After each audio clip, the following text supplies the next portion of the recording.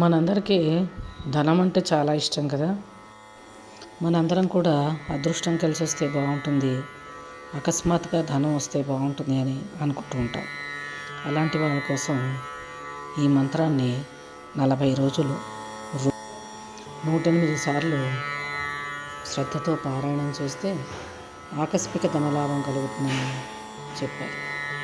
అదేంటంటే ఓం ఈశావాస్యం చ గుహ్య, ఓం ఈశావాస్యం చ గుహ్య, ఓం ఈశావాస్యం చ గుహ్య, ఓం ఈశావాస్యం చ గుహ్య, ఓం ఈశావాస్యం చ గుహ్య, ఓం ఈశావాస్యం చ గుహ్య, ఓం ఈశావాస్యం చ గుహ్య, ఓం ఈశావాస్యం చ గుహ్య.